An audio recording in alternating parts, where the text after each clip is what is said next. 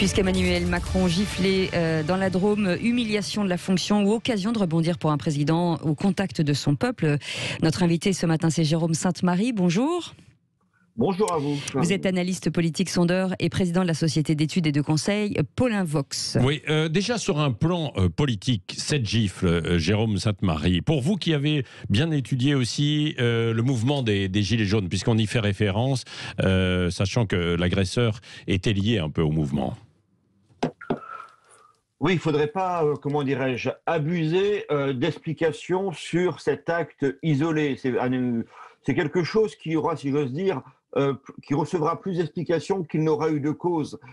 Il est possible qu'on soit face à quelqu'un qui cherche tout simplement à attirer l'attention sur lui, qui, en quelque sorte, avec son petit cercle d'amis, se sera monté la tête en disant comme ça qu'il aura accès aussi à une notoriété importante. Vous savez, c'est l'histoire, la célèbre histoire de l'incendie du temple d'Éphèse par le dénommé Érostrate à l'Antiquité, quelqu'un qui avait mis le feu à une des 7 merveilles du monde à l'époque, uniquement pour se faire connaître. Les Grecs, d'ailleurs, je me permets de cette anecdote un peu lointaine, les Grecs avaient décidé d'ailleurs, l'avaient condamné à ce que son nom ne soit jamais prononcé. Ça n'a pas marché, vous voyez, on s'en souvient encore, mais n'oublions pas qu'il y a aussi toute une série d'actions de ce genre à l'égard de célébrités, le président de la République est aussi une célébrité, qui sont justifiées avant tout par ce souci de notoriété. Mais est-ce que, Jérôme Sainte-Marie, cette gifle affaiblit aussi un peu la fonction présidentielle, l'image aussi du président de la République,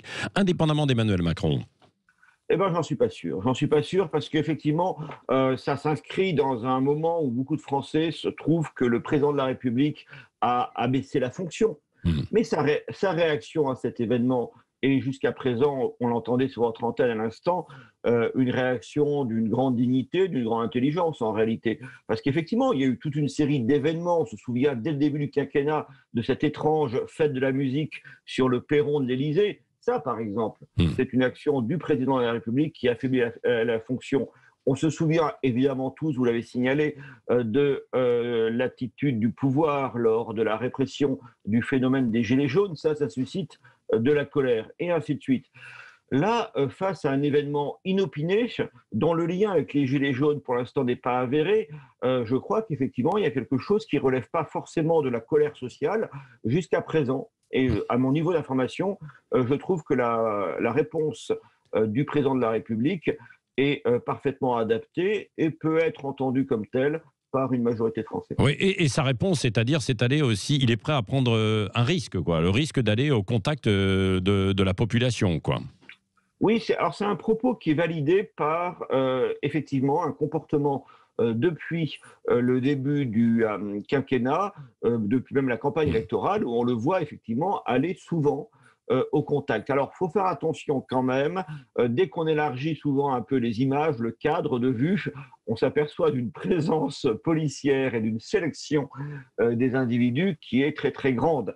Donc la prise de risque n'est pas aussi forte que cela, mais je ne pense pas être particulièrement complaisant à l'égard du pouvoir en place. Il demeure qu'il ne faut pas surinterpréter tous les événements qui se passent à notre portée. Oui, cela dit, ça reflète quand même aussi un certain climat délétère ou non de la politique et de la société, non, Jérôme Sainte-Marie ?